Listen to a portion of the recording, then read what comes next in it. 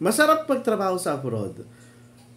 Sa katunayan nga, ako nag-enjoy talaga akong magtrabaho sa Vietnam. Malaki ang sweldo, nabibili mo yung gusto mo, at napupuntahan mo yung mga gusto mong puntahan.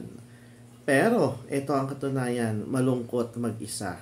Malungkot malayo sa mga magulang at sa mga kapatid at sa ating mga kaibigan dito sa Pilipinas. Pero pipilitin mo yan kung may goal ka sa buhay. Pipilitin mo munang tiisin yung kalungkutan mo at sasakripisyo ka para makuha mo yung ninanais mo o yung minimithi mo. Minsan pa nga ang nakakalungkot yung namatayan ka ng relatives tapos hindi ka nakauwi, hindi mo man lang nadalaw, hindi mo man lang natanaw kahit sa huling sandali niya. Ang sakit nun.